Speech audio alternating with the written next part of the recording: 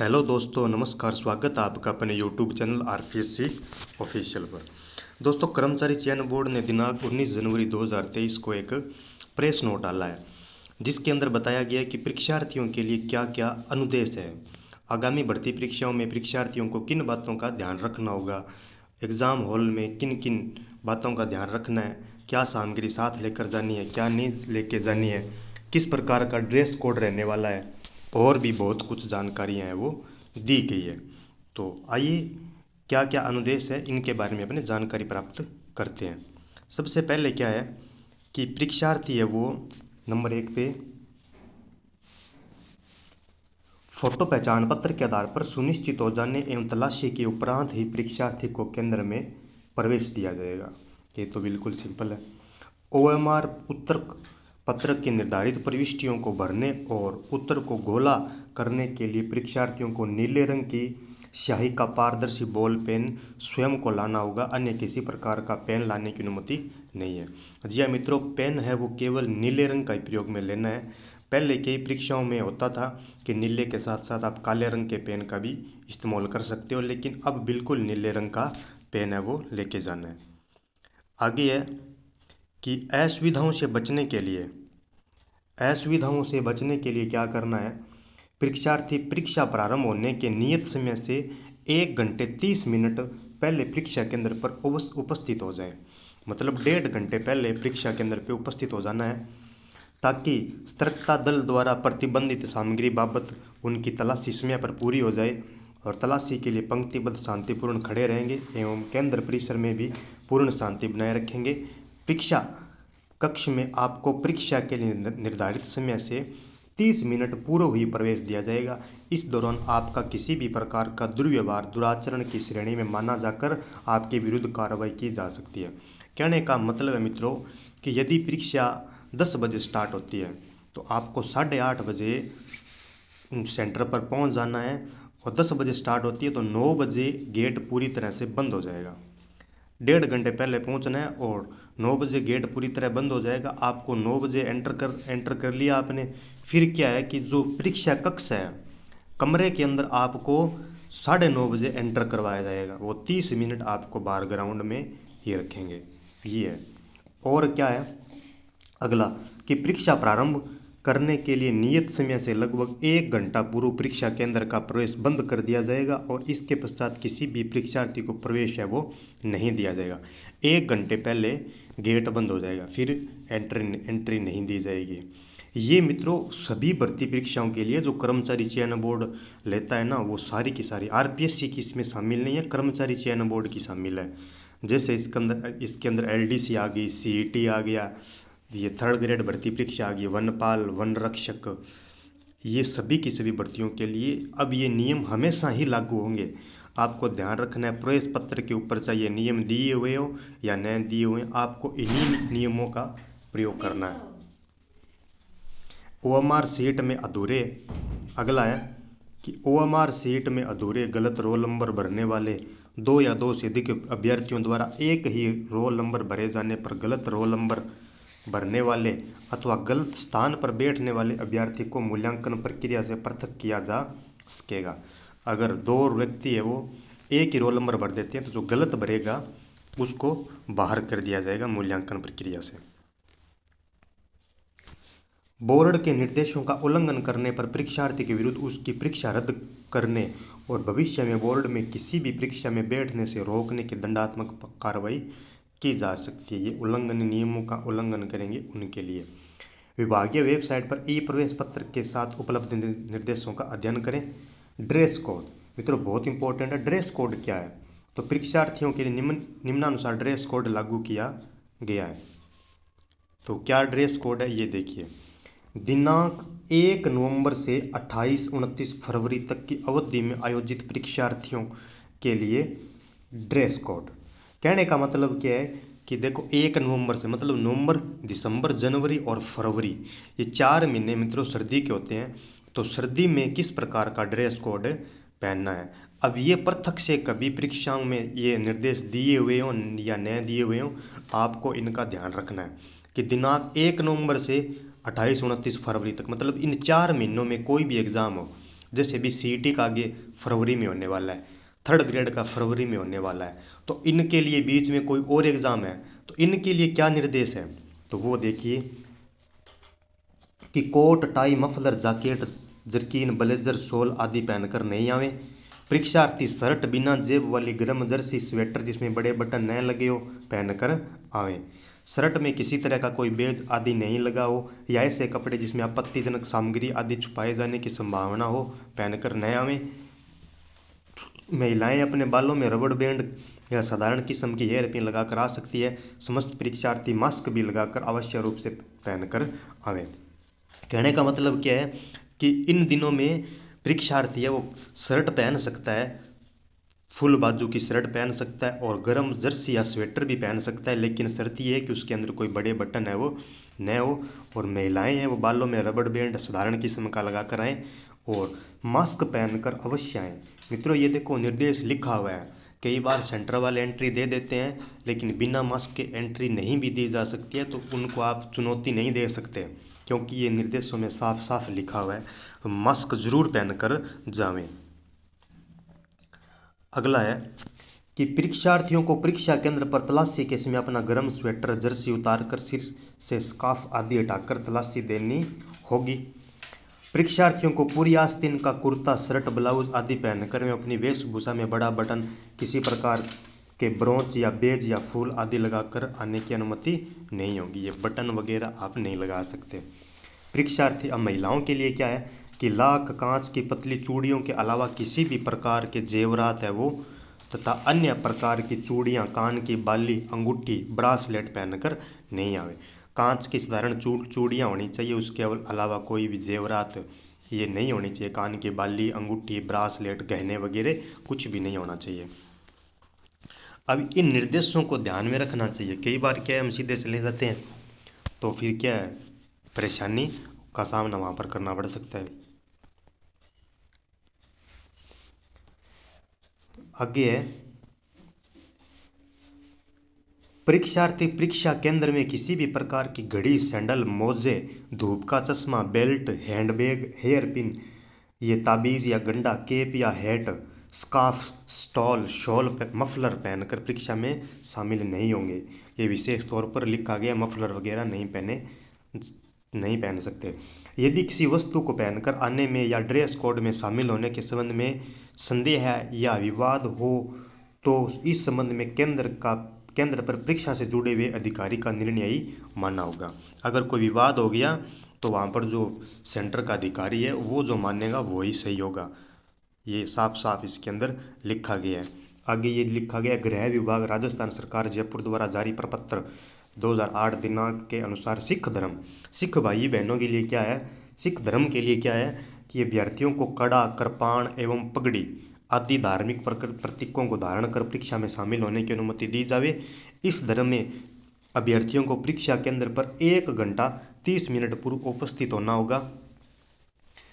यदि इस स्क्रीनिंग दौरान किसी सिख अभ्यर्थी द्वारा उपरोक्त वर्णित प्रतीकों में कोई संदेहास्पद उपकरण ले जाना पाया जाए तो उसे परीक्षा हॉल में नहीं ले जाने दिया जावे। उक्त ड्रेस कोड के बारे में परीक्षार्थियों को परीक्षा केंद्र पर प्रवेश दिया जाएगा। ये ड्रेस कोड है, सिख धर्म के लिए ये बता दिया गया है। वैसी सामग्री आप पहनकर जा सकते हो, अदरवाइज नहीं। अब देखिए वो तो था ये नवंबर से लेकर फरवरी तक 4 महीनों का। अब बाकी जो 8 महीने हैं बच गए, कौन से, मार्च से लेकर अक्टूबर तक की। 1 मार्च से 31 अक्टूबर तक की अगर दिनांक में कोई पेपर है उसके लिए क्या ड्रेस कोड है, तो ये देखो परीक्षार्थी पुरुष अभ्यर्थी आदि आस्तीन के टी शर्ट या शर्ट पैंट एवं हवाई चप्पल स्लीपर पहनकर आवेंगे। मित्रों नोट रख लेना, इनके बीच में अगर मार्च से अक्टूबर तक की कोई भी परीक्षा है तो आपको आदि आस्तीन का कुर्ता टी शर्ट पहनकर जानी है, पैंट पहनकर जानी है, हवाई चप्पल पहनकर जानी है, सैंडल वगैरह कुछ ही नहीं, ना जूते पहनकर जाने हैं। महिला अभ्यर्थी सलवार सूट या साड़ी आदि आस्तीन का कुर्ता ब्लाउज, हवाई चप्पल, स्लीपर पहनकर एवं बालों में साधारण बैंड, रबर बैंड लगाकर आवेंगी। महिला है वो ये देख लीजिए सलवार सूट या साड़ी आदि आस्तीन का कुर्ता होना चाहिए, नहीं तो फिर प्रॉब्लम खड़ी हो जाएगी सेंटर पर। परीक्षार्थियों को पूरी आस्तीन का कुर्ता पूरी आस्तीन का कुर्ता, शर्ट, ब्लाउज आदि पहनकर एवं अपनी वेशभूषा में बड़ा बटन, किसी भी प्रकार का ब्रोच या बेंज या फूल आदि लगाकर आने की अनुमति नहीं होगी। पूरी आस्तीन का कुर्ता है वो नहीं पहनकर जा सकते। कब? 1 मार्च से 31 अक्टूबर तक। नवंबर, दिसंबर, जनवरी, फरवरी, इन 4 महीनों में परीक्षा होती है, तो वहाँ पर आप पूरी आस्तीन का कुर्ता पहनकर जा सकते हैं। अगला है, परीक्षार्थी लाख या कांच की पतली चूड़ियों के अलावा किसी भी प्रकार के जेवरात या अन्य प्रकार की चूड़ियां, कान की बाली, अंगूठी, ब्रासलेट पहनकर नहीं आएंगे। ये निर्देश दिया गया है। आगे है कि परीक्षार्थी परीक्षा केंद्र में किसी भी प्रकार की घड़ी, सैंडल, मोजे, धूप का चश्मा, बेल्ट, हैंडबैग, हेयर पिन, तबीज, cap, scarf, stole, shawl, muffler आदि पहनकर नहीं आए। यदि किसी वस्तु को पहनकर आने में या ड्रेस कोड में शामिल होने के संबंध में विवाद हो जाता है, तो ये परीक्षा अधिकारी का निर्णय वो मान्य होगा। अब ये सिख धर्म का वो बता दिया। वो ये सिख धर्म में कड़ा, कृपाण, पगड़ी आदि पहनकर धारण कर सकते हैं, शामिल हो सकते हैं। इस धर्म के अभ्यर्थियों को परीक्षा केंद्र में 1 घंटा 30 मिनट पूर्व ही उपस्थित होना होगा। स्क्रीनिंग दौरान यदि किसी सिख अभ्यर्थी द्वारा उपरोक्त वर्णित प्रतीकों में कोई संदेहास्पद उपकरण ले जाया जाना पाया जाए तो परीक्षा हॉल में बैठने नहीं दिया जाएगा। अभी आगे क्या है, परीक्षा 9 नंबर का है, परीक्षार्थी परीक्षा कक्ष में अपने निर्धारित सीट पर ही बैठे, अन्य सीट पर बैठने पर आपकी अनुपस्थिति दर्ज की जा सकती है एवं आपको परीक्षा देने से वंचित किया जा सकता है। निर्धारित सीट पर ही बैठना है आपको। परीक्षा आरंभ होने से आधे घंटे पश्चात तक एवं समाप्त होने से आधा घंटा पूर्व तक की अवधि में शौचालय एवं पेशाब आदि कार्य से कक्ष से बाहर जाने की अनुमति नहीं होगी। कहने का मतलब है, परीक्षा शुरू होगी तो आधे घंटे तक नहीं जा सकते और समाप्त होने से आधे घंटे पहले तक नहीं जा सकते। बीच में अगर आपको जाना है तो आप जा सकते हो, शौचालय पेशाब आदि करके आ सकते हो। किसी परीक्षार्थियों को ई एडमिट कार्ड के साथ लाए बिना परीक्षा में बैठने की अनुमति नहीं होगी। आपको एडमिट कार्ड साथ में लेकर जाना है। परीक्षा प्रारंभ होने से पूर्व और परीक्षा के दौरान परीक्षार्थी की तलाशी ली जा सकेगी। परीक्षा समाप्त होने पर विजागर को OMR उत्तर पत्रक सौंपने के बाद ही परीक्षार्थियों को परीक्षा कक्ष छोड़ने की अनुमति होगी। अगला है,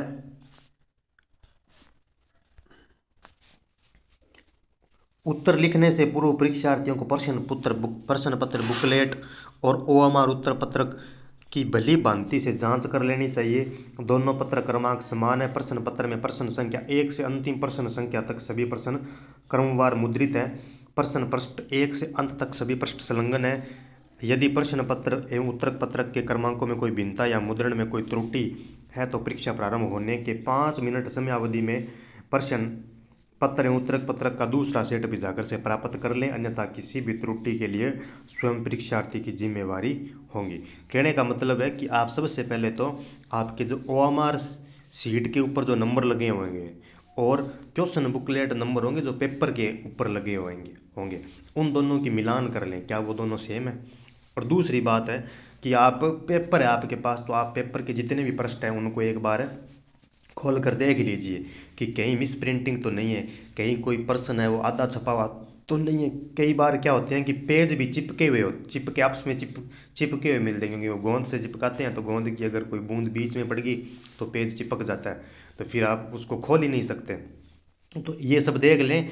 और जैसे परीक्षा स्टार्ट होगी तो 5 मिनट का टाइम है आपके पास, आप दूसरा सेट ले सकते हैं। परीक्षार्थी प्रश्न पत्र के प्रथम पृष्ठ पर उल्लेखित निर्देशों का भली भांति अध्ययन कर लें। और परीक्षार्थी प्रश्न पत्र के प्रथम पृष्ठ OMR उत्तर पत्र की मूल प्रति के प्रथम पृष्ठ और दूसरी प्रति कार्बन प्रति के पीछे लगे ये निर्देश है उनको देख लें। किसी भी प्रकार में अंग्रेजी और हिंदी का अनुवाद है तो वहाँ पर अंग्रेजी भाषा को मान्यता मिलेगी। परीक्षा के दौरान परीक्षार्थी प्रश्न पत्र बुकलेट का कोई भी पृष्ठ या उसका हिस्सा अलग नहीं करें। ऐसा करने पर बोर्ड द्वारा आपराधिक प्रकरण दर्ज कराने के अलावा दंडात्मक कार्रवाई भी की जा सकती है। कहने का मतलब है कि आप जो पेपर है उसको बीच में से फाड़ कर उसका कोई भी भाग अलग नहीं कर सकते। आगे ये क्या दे रखा है, परीक्षार्थियों को बोर्ड की वेबसाइट है पर परीक्षा से संबंधित उपलब्ध प्रेस विज्ञप्ति एवं निर्देशों का पालन करना होगा। ये तो निर्देश तो यही है, बाकी कोई और आएंगे तो समय अनुसार आपको बता दिया जाएगा। परीक्षार्थी को परीक्षा संपन्न होने के पश्चात प्रश्न पत्र, बुकलेट और OMR उत्तर पत्रक की कार्बन प्रति साथ लेकर जानी है आपको। आप कार्बन है कॉपी साथ लेकर जा सकते हो, ये तो पहले ही भी था। ये मूल OMR सीट परीक्षार्थी द्वारा स्वयं फाड़कर कार्बन अलग नहीं करना चाहिए, अन्यथा OMR पत्रक को क्षतिग्रस्त होने पर वे स्वयं उत्तरदायी होंगे। इन्हें भी जाकर स्वयं सावधानी से अलग कर एकत्रित करेंगे। परीक्षा में शामिल होने के लिए बोर्ड द्वारा निर्धारित ड्रेस कोड का पालन अनिवार्य है। तो ड्रेस कोड आपको बता दिया गया है, 4 महीनों में सर्दियों में किस प्रकार का ड्रेस कोड है और गर्मियों में किस प्रकार का ड्रेस कोड है, वही ड्रेस कोड मान्य होगा। विशेष योग्यजन जिन्हें नियमों के अंतर्गत श्रुत लेखक की आवश्यकता है, वे परीक्षा की नियत तिथि से 3 कार्य दिवस पूर्व केंद्र अधीक्षक के समक्ष चिकित्सा अधिकारी द्वारा जारी किए गए प्रमाण पत्र के साथ इस सुविधा के लिए आवश्यक रूप से आवेदन प्रस्तुत करते, अन्यथा सुविधा उपलब्ध कराया जाना संभव नहीं होगा। अब जैसे किसी को श्रुत लेखक की आवश्यकता है तो ये क्या करेंगे, 3 दिन पहले सेंटर पर जाकर लिखित रूप के अंदर सेंटर अधीक्षक को वो जानकारी देंगे कि हमें ये ज़रूरत है, तो वो अन्यथा बाद में कोई विचार नहीं किया जाएगा। अगर OMR उत्तर पत्रक के निर्धारित प्रश्न उत्तर के गोले गहरे काले करने के अलावा कोई भी निशान या संकेत या लिखावट लिखना दंडनीय है। ये मित्रों बहुत महत्वपूर्ण है, ध्यान रखना। कृपया उत्तर पत्रक भरने से पूर्व उसकी कार्बन भर्ती पर दिए गए निर्देशों को ध्यानपूर्वक पढ़ने के बाद ही OMR शीट में प्रविष्टियां करें। OMR शीट पर उत्तर में सही निशान लगाना, आंशिक गोला भरना या गोले के अतिरिक्त पेन का छोटा या हल्का पॉइंट भी लगाया जाएगा तो भी उस स्थिति में जवाब गलत माना जाएगा। अब कहने का मतलब क्या, पहले क्या होता था मित्रों, जैसे ये 4 बबल है, 4 गोले है ना, इनको काले करने हैं आपको। तो नियम क्या है, जैसे मान लो आपको प्रश्न संख्या 1 है, प्रश्न संख्या 1 का उत्तर भरना है, 1 नंबर गोला काला करना है, तो आप 1 नंबर गोला काला कर दिया। अब आपको बाद में क्या पता चला, बाद में पता चला कि यार 1 का 1 नहीं था, 1 का 3 था। तो पहले क्या करते थे, नेगेटिव मार्किंग से बचने के लिए वो 3 को भी गोला काला कर देते थे।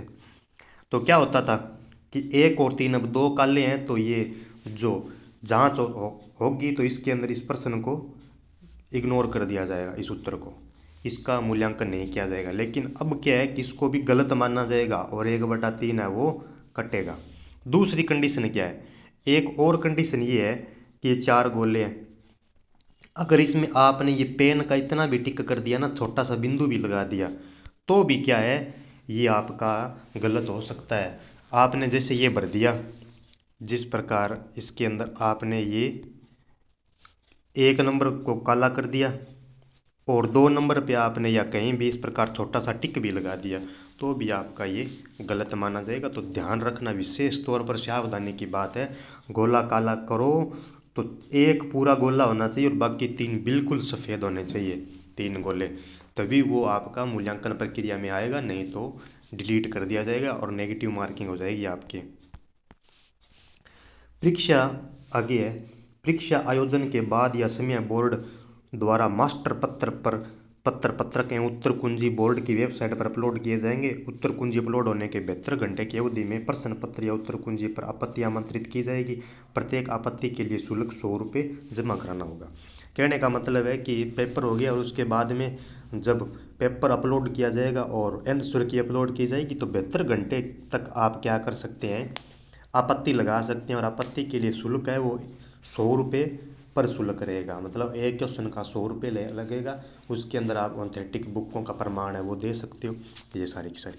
आगे ये परीक्षार्थियों से संबंधित सोशल मीडिया पर किए जा रहे भ्रामक प्रचार पर विश्वास न करें और परीक्षा के द्वारा अनुचित साधनों का प्रयोग करना, ये भर्ती के जो नियम है, ये इतनी कैद हो सकती है, 3 साल की कैद हो सकती है, न्यूनतम 1 साल का जुर्माना हो सकता है, और ये तो दिया हुआ है आगे। तो इस प्रकार आपको ड्रेस कोड का, पेन का, परीक्षा हॉल में किस प्रकार उत्तर कुंज OMR सीट भरनी है,